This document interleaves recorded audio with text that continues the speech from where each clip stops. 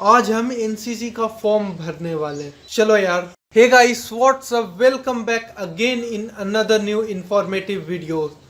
So I hope मेरे पिछले video से आपको काफ़ी नॉलेज मिला होगा और आपके काफ़ी क्वेश्चंस का आंसर मैंने दे दिया होगा।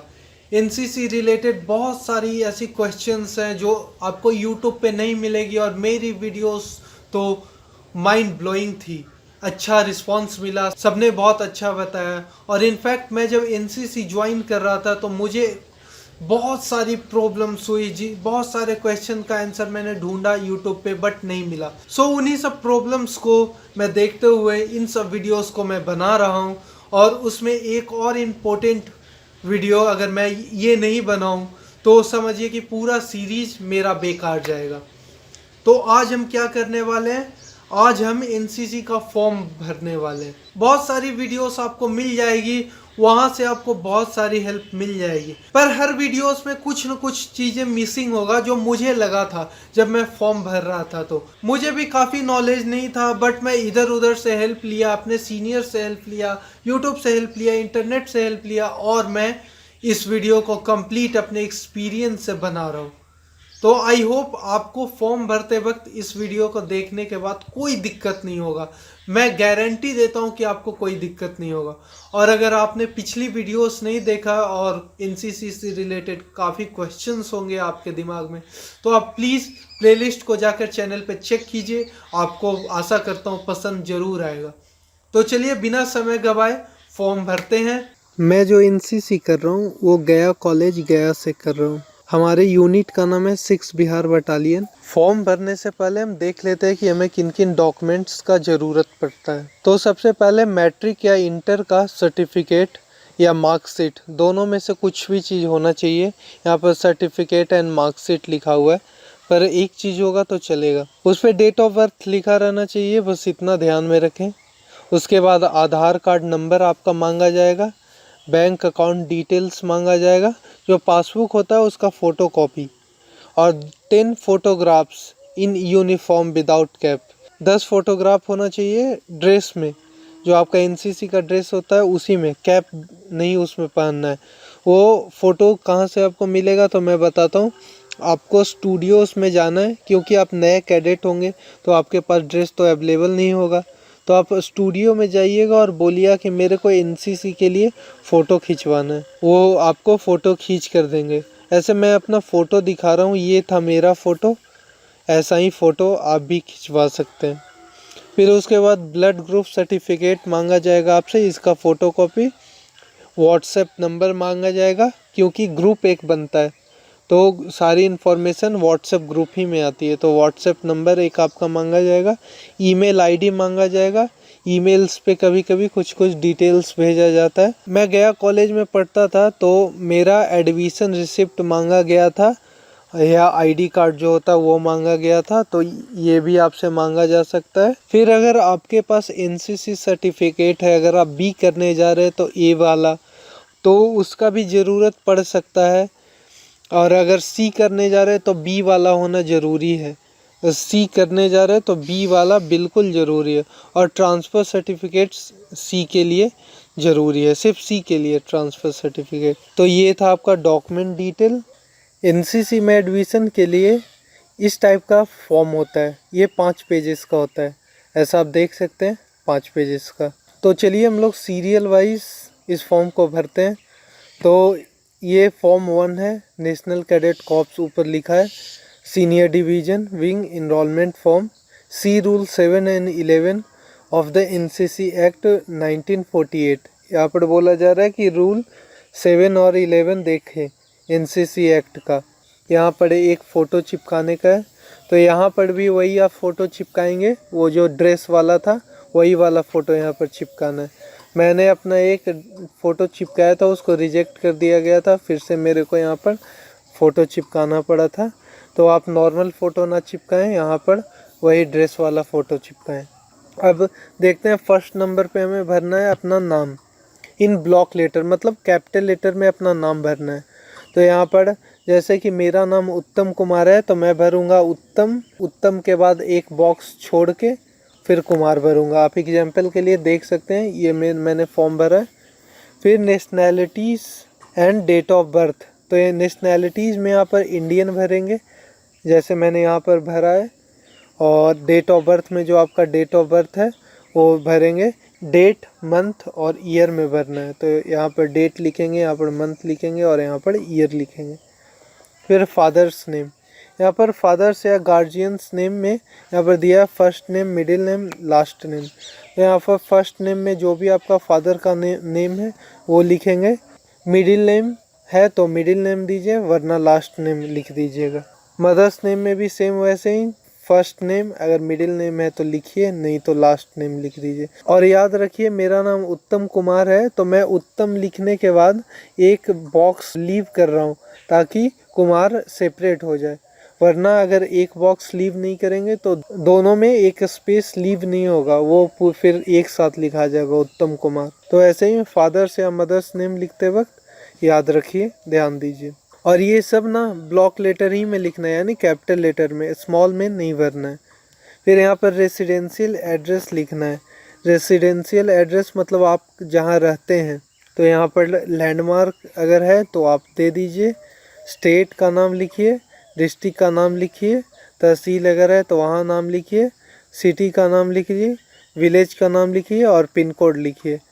अब मैं कैसे लिखा था, मैं सबसे पहले अपना विलेज और पोस्ट मेरा एक ही जगह है, तो मैं अपना विलेज प्लस पोस्ट करके अपने विलेज का नाम लिखा, फिर पुलिस स्टेशन का नाम लिखा, और फिर उसके बाद डिस्ट्रिक्ट का नाम लिखा, फिर स्टेट का नाम लिखा और पिन कोड लिखा। आप अपने हिसाब से एड्रेस को भर सकते हैं, मैंने इस टाइप से भरा था। आपको जहाँ पर दिक्कत हो वीडियो को पॉज कर लीजिए और उस प्रॉब्लम को सॉल्व करते जाइए और फिर वीडियो को प्ले कीजिए। आई होप आप लोगों को यहाँ तक क्लियर होगा। फिर 6 नंबर पे आता है मोबाइल नंबर, इसमें आई एम श्योर कोई दिक्कत नहीं होगा। ईमेल है, आईडी, इसमें भी आपको फिल करने में कोई दिक्कत नहीं होगा। 8th नंबर है ब्लड ग्रुप, जो भी आपका हो ब्लड ग्रुप आप डाल दीजिए। सेक्स, जो मेल है फीमेल है। फिर यहाँ पर पूछा गया नियरेस्ट रेलवे स्टेशन, तो आपका जो नियरेस्ट रेलवे स्टेशन है आप समझ सकते हैं, जो पास का सबसे रेलवे स्टेशन है उसका नाम लिख देना है। मेरे पास का रेलवे स्टेशन था चाकन, तो मैंने उसका नाम लिखा है, आप देख सकते हैं। फिर nearest police station 11th number में, पुलिस स्टेशन जो आपका सबसे पास में है उसका नाम लिखेंगे। Educational qualification and marks in percentage, आप अभी तक किस क्लास तक पढ़ चुके हैं यहाँ पर लिखना है। जैसे अगर आप 10th पास आउट हैं तो मैट्रिकुलेशन या मैट्रिक लिख सकते हैं, और उसके बाद एक ब्लॉक छोड़ के आप अपना परसेंटेज लिख सकते हैं। जैसे कि 60% आया तो 60%। इंटरमीडिएट अगर कर चुके हैं और ग्रेजुएशन में एडमिशन करवाएं तो आपने एजुकेशनल क्वालिफिकेशन में लिखना है इंटरमीडिएट। अगर आप ग्रेजुएशन कर चुके हैं, पोस्ट ग्रेजुएशन कर रहे हैं, तो आपको लिखना है ग्रेजुएशन, और उसके बाद आपको परसेंटेज में मार्क्स लिखना है।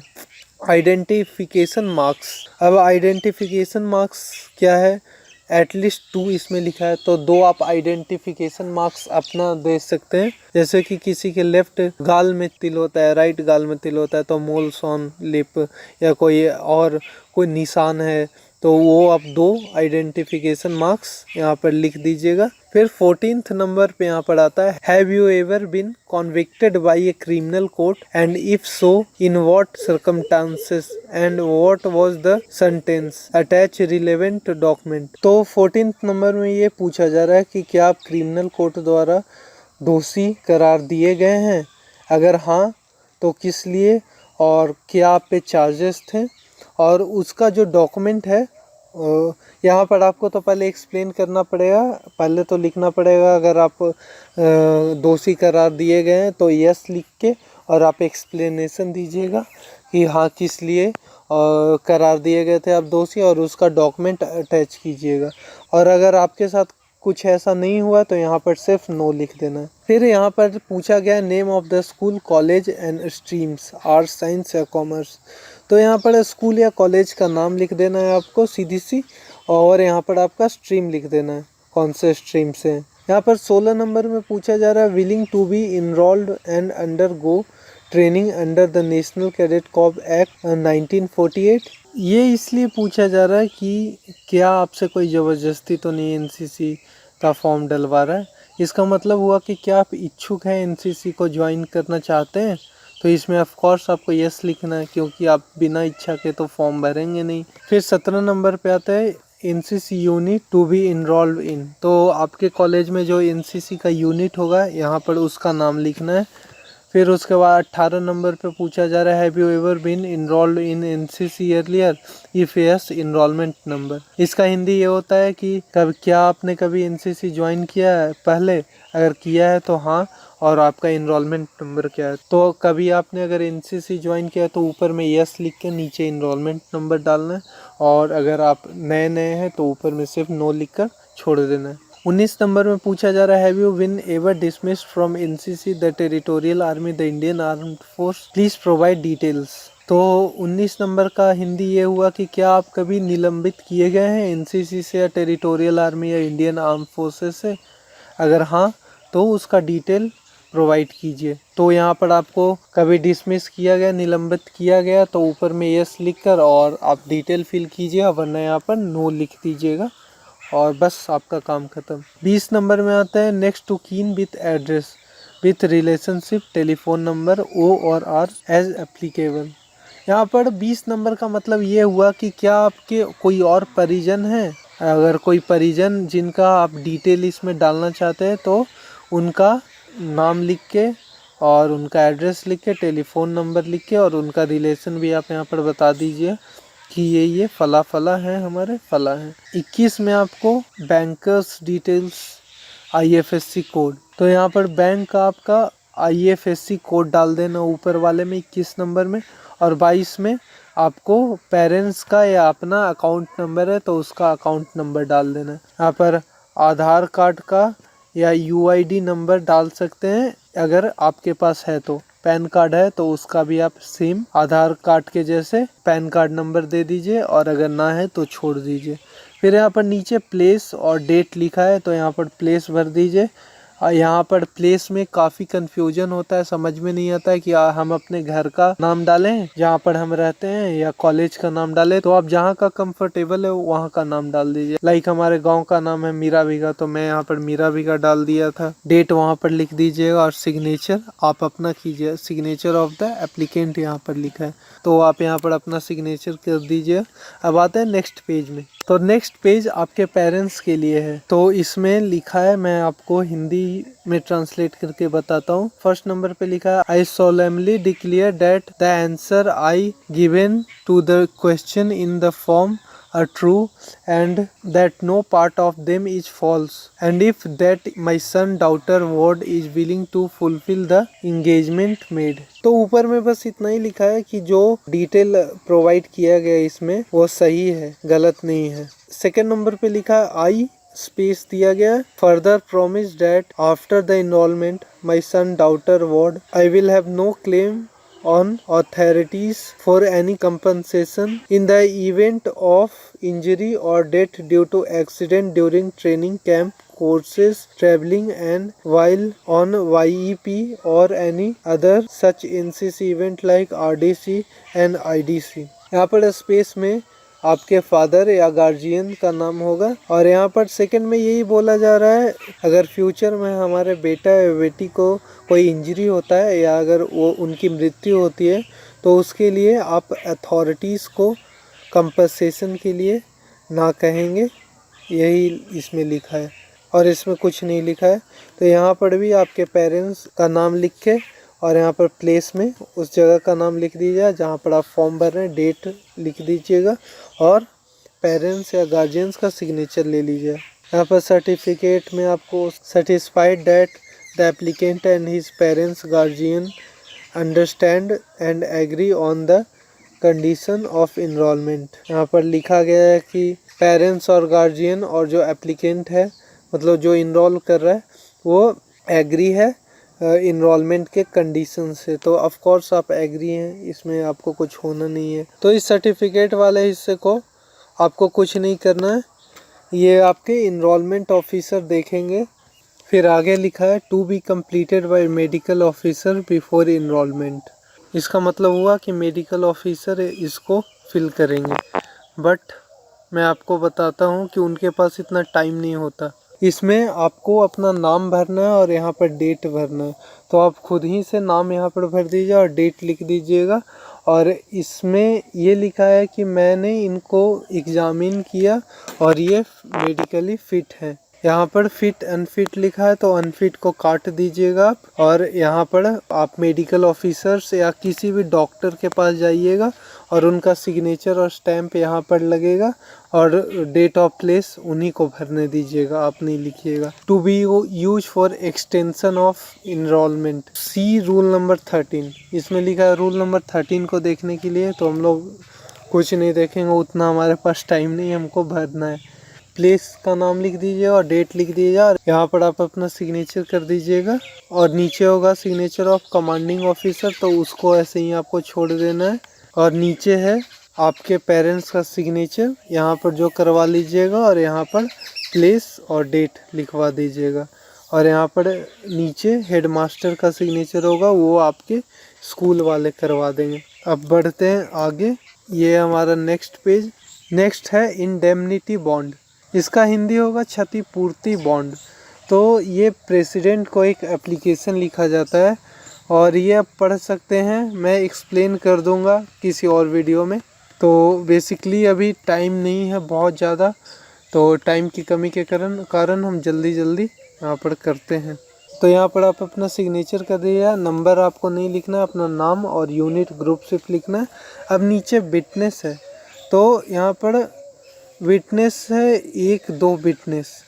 अच्छा, एक चीज़ भूल गए, यहाँ पर पेरेंट्स का सिग्नेचर, नेम और एड्रेस भी करवा लीजिए। तो विटनेस में 2 विटनेस आपको खोजना है। तो विटनेस कौन हो सकते हैं?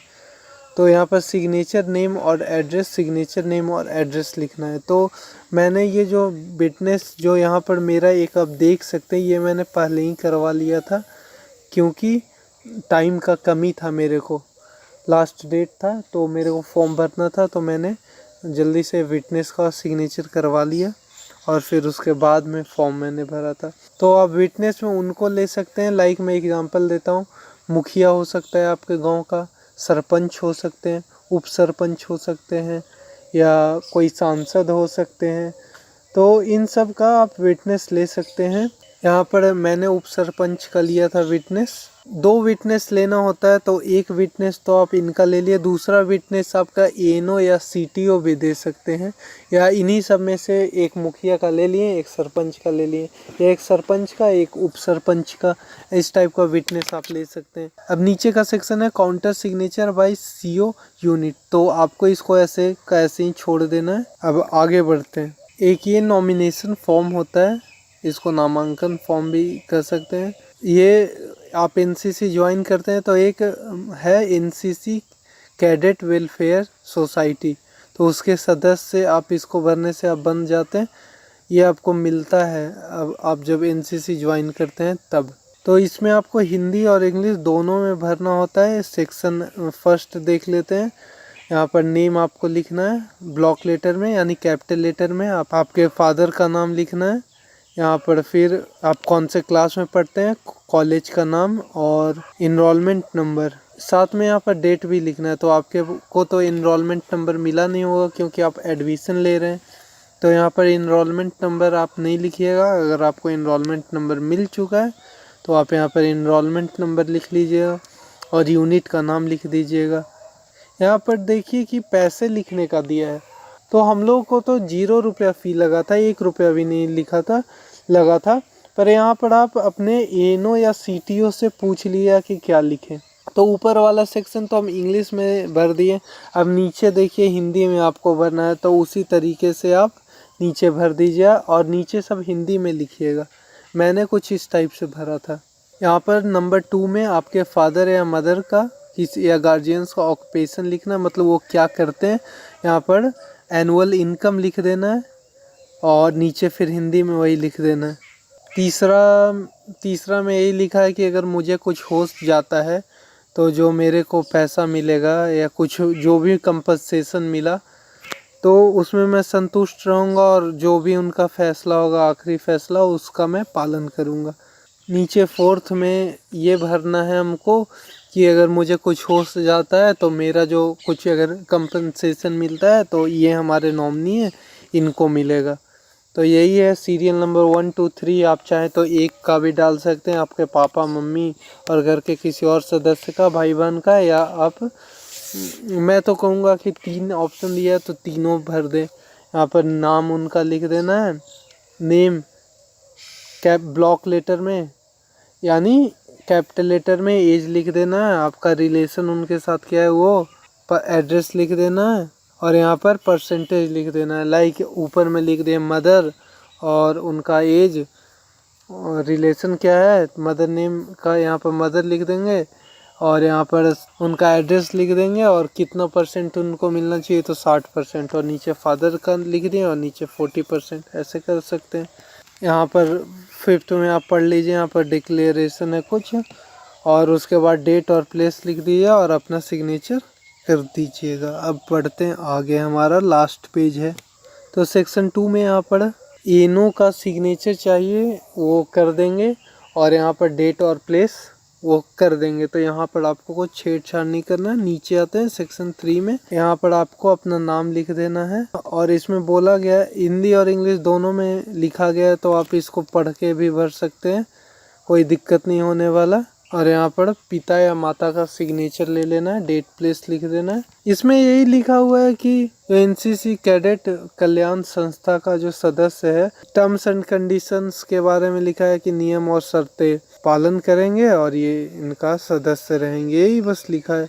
और मैं अपना सहमति प्रदान करता हूँ और टर्म्स एंड कंडीशन में मानता हूँ, बस यही लिखा है। अब नीचे में फिर से विटनेस है, जैसा कि मैंने बताया कि किन किन लोगों का सिग्नेचर और स्टैम्प चाहिए, तो यहाँ पर वो ले लीजिएगा। मैंने एक छोड़ रखा है क्योंकि मैं सोचा कि हमारे एनो सर या सीटीओ कोई भी कर देंगे, तो एक में छोड़ दिया, एक में मैंने ले लिया सरपंच का सिग्नेचर। नीचे आप उनका एड्रेस भी डाल सकते हैं। यहाँ पर लिखा है कि साक्षित राज्य पत्रित अधिकारी, संस्था प्रमुख, एनसीसी एनो सरपंच, ग्राम प्रमुख होना चाहिए। तो यहाँ पर लिखा भी है, देख लीजिए आप। सेक्शन 4 में आते हैं और मैं तो कहूँगा कि सेक्शन 4 को ऐसे ही खाली छोड़ दीजिए। इसमें जो साइन और मुहर हो वो उसी यूनिट आपका कर देंगे। और 5th में आते हैं। 5th ये हमारा लास्ट सेक्शन है जो आपको नहीं भरना है। इसमें लिखा है to be filled by the NCC unit. तो बस यही था आपका एनसीसी का फॉर्म कैसे भरना है। मैं आपको दिखाता हूँ, कुछ पर्सनल डिटेल है वो मैं आपको नहीं दिखाऊंगा। मैंने कैसे फॉर्म भरा था, तो मैंने कुछ इस प्रकार का फॉर्म भरा था। अगर कोई दिक्कत है तो आप वीडियो को पॉज कीजिए और पूरा फॉर्म अच्छे से भर लीजिए। फिर भी अगर आपको कहीं पर कोई दिक्कत आ रहा है तो प्लीज़ आप कमेंट कीजिए, मैं रिप्लाई ज़रूर करूँगा। आई होप आपको कुछ भी ऐसा ना लगा हो कि मैंने इसमें छोड़ दिया या मैंने एक्सप्लेन नहीं किया। हाँ, कुछ बातें ऐसी थी जो मैंने नहीं बताया क्योंकि उसमें क्लियरली लिखा है। जो बातें कुछ समझ में नहीं आ रहा था उसको मैंने अच्छे से एक्सप्लेन किया था। हाँ जी, तो मज़ा आया वीडियोस को देखकर। आई होप कोई क्वेश्चन नहीं बचा होगा इस वीडियो को देखने के बाद कि एनसीसी का फॉर्म कैसे भरते हैं। फिर भी अगर आपको कोई क्वेश्चन है और आपको लगा कि थोड़ा सा भी इस वीडियो में कमी है तो आप प्लीज़ कमेंट बॉक्स में ज़रूर बताएं, क्योंकि आपके कमेंट्स मुझे बहुत हेल्प करेंगे वीडियोस को इम्प्रूव करने में। और आपके कमेंट्स को पढ़ के काफ़ी लोगों को हेल्प भी मिलेगी और हाँ, मुझे भी पता चलेगा कि क्या इस वीडियो में कमी थी। तो आई होप ये वीडियो आपको पूरी तरीके से सेटिस्फाइड किया होगा और आपके कुछ मिनट जो मैंने लिए वो आपका बेकार नहीं गया होगा। तो इस वीडियो में इतना ही। अगले वीडियो में भी बहुत सारी जानकारियां एनसीसी से रिलेटेड होगी, तो अगले वीडियो का इंतज़ार कीजिए। बाय। अरे एक चीज़ तो भूल ही गया, आपके काफ़ी फ्रेंड्स होंगे जिनको भी इस टाइप के वीडियोस का काफ़ी ज़्यादा ज़रूरत होगा। आपके भाई बहन दोस्त सबको कुछ न कुछ इससे थोड़ा बहुत हेल्प मिल ही जाएगा। तो उनको प्लीज़ शेयर कीजिए और चैनल को सब्सक्राइब नहीं किया है तो कर लीजिए, क्योंकि आगे वाले वीडियोस में और मज़ा आने वाला है। बाय।